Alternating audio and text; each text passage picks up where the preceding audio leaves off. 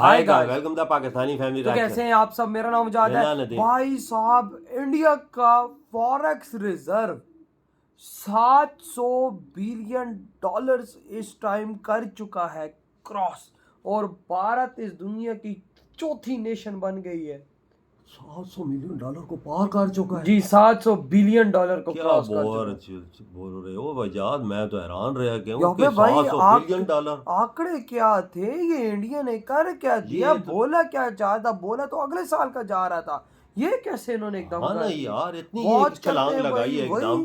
वही तो वॉच करते हैं भाई, देखते हैं कौन करते स्टार्ट।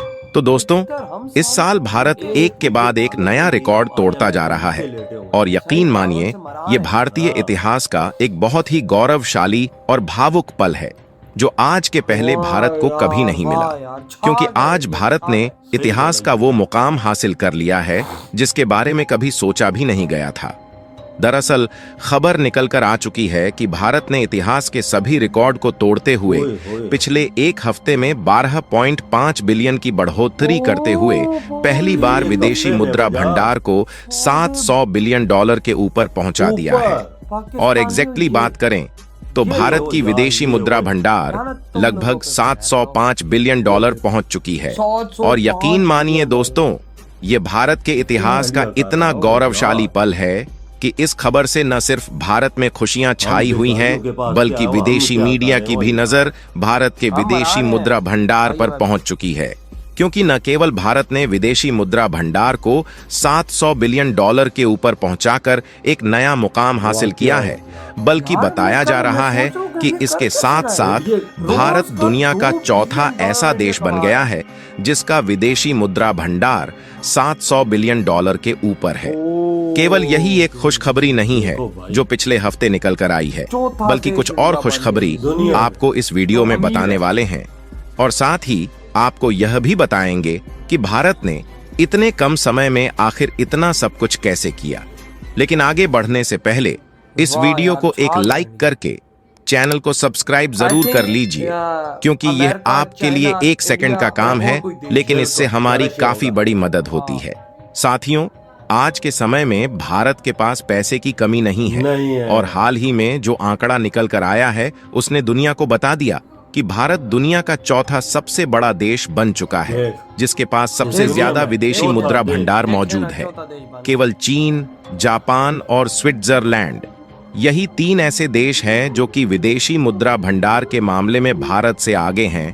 लेकिन कुछ ही महीनों में बहुत जल्द वह समय आने वाला है जब हम स्विट्जरलैंड को भी पीछे छोड़ देंगे। यानी कि हमने ब्रिटेन, रूस और फ्रांस के साथ साथ सऊदी अरब और यूरोप के बड़े बड़े देशों को पीछे छोड़ दिया है, जिनकी गिनती अमीर देशों में की जाती है। लेकिन यह सुनने में जितना आसान लग रहा है, भारत के लिए इस मुकाम तक पहुंचना उतना भी आसान नहीं था।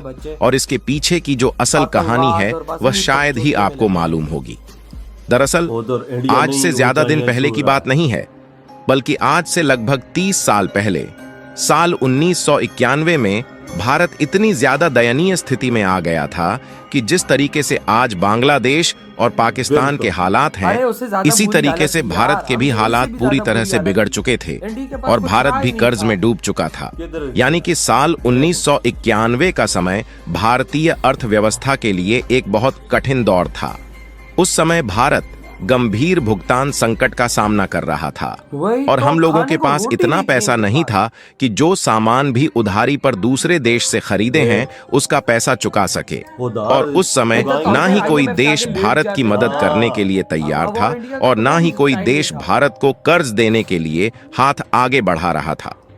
और हम लोगों के साथ केवल एक चीज हो रही थी, और वह थी भारत की खिल्लियां उड़ाना। दूसरे देश भारत की ऐसी कठिन परिस्थिति में खिल्लियां उड़ा रहे थे और मजा ले रहे थे, क्योंकि हमारे देश का विदेशी मुद्रा भंडार यानी कि फॉरेक्स रिजर्व तेजी से घट रहा था।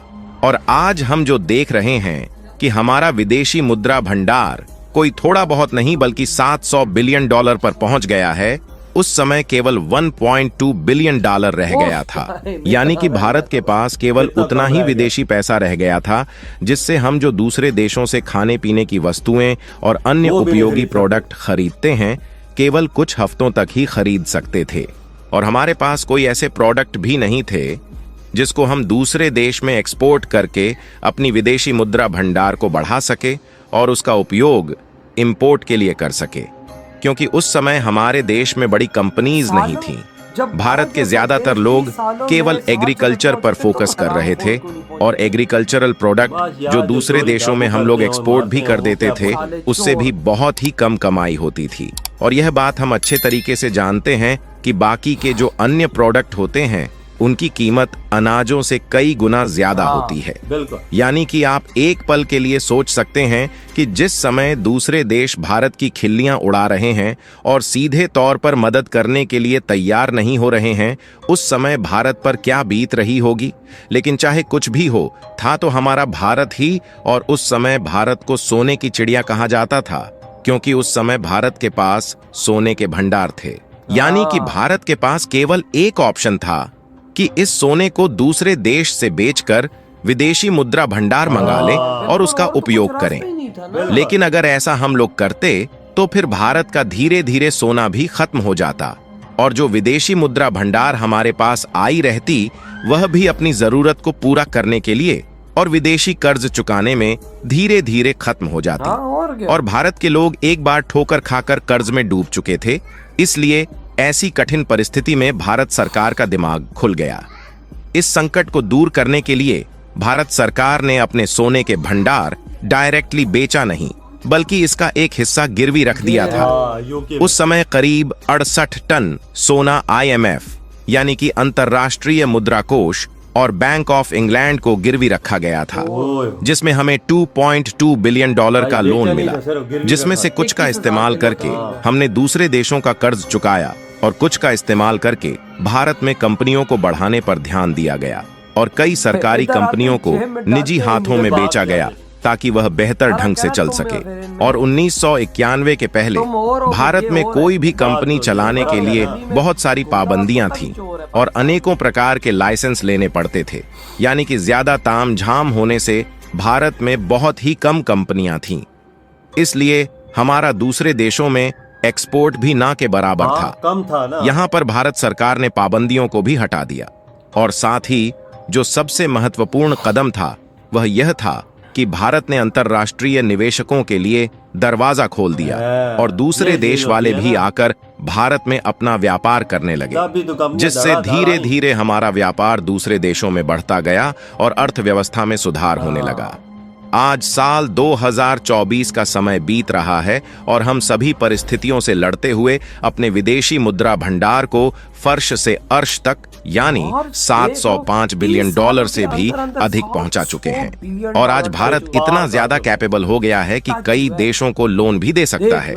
और सबसे खास बात यह है कि हम अपने विदेशी मुद्रा भंडार में न सिर्फ अमेरिकी डॉलर को कलेक्ट कर रहे हैं, बल्कि उसके साथ साथ यूरो, पॉन्ड्स, युवान और कैनेडियन डॉलर पर भी फोकस कर रहे हैं, ताकि अगर भविष्य में अमेरिकी डॉलर से व्यापार करने में कोई दिक्कत भी आती है तब भी इसका असर भारत पर नहीं पड़ने वाला।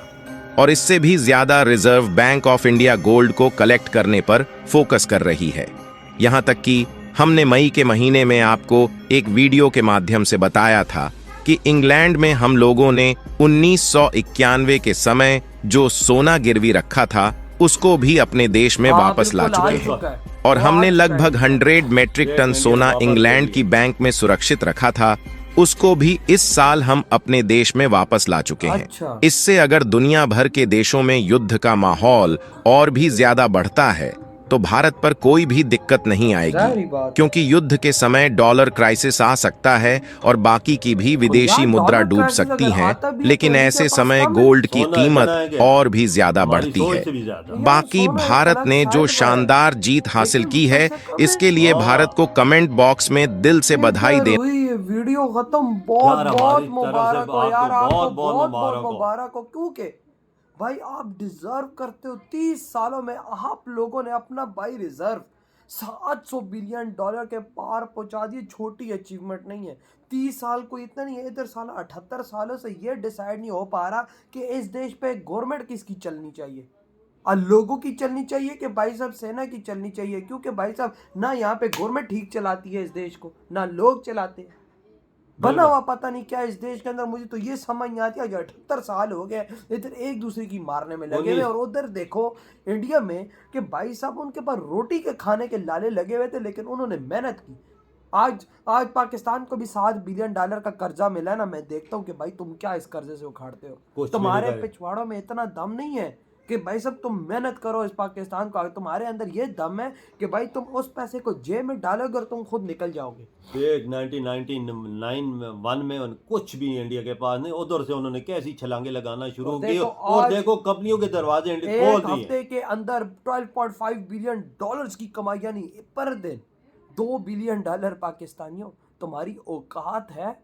कभी तुमने $2 बिलियन को एक साथ देखा भी है? ख्वाबों में भी नहीं देखा इन्होंने तो। ये है तुम लोगों की ये $1 बिलियन के लिए IMF के नीचे लेटे हुए हैं। तुम भारत को कहते हो हम भारत से compete करेंगे, तो मैं कहता हूँ भारत के वो गली का कुत्ता घूम रहा होता है उससे भी तुम compete नहीं कर सकते। $700 बिलियन से पार कर चुके हो यार। बात ये है ना, पार कर चुके हो। ये है ना कि और इतनी एक हफ्ते में छलांगे सोच से भी ज्यादा है। कसम से। और ये बुद्धि है तो सब कुछ मुमकिन है। वाकई में वो बुद्धि है तो सब कुछ मुमकिन वो है। नहीं थे ना, तो एक हफ्ते में $12 बिलियन कौन कमा सकता? कोई नहीं कमा सकता। ये प्रॉफिट है, ये प्रॉफिट है जो आप अपना घर में मेहनत करते हैं ना, जो आपका पैसा बचता है तो आप पर्स में डाल लेते हो कि चल भाई मुश्किल टाइम पे काम आ जाएगा, ये वो है। बिल्कुल ये प्रॉफिट है इनका।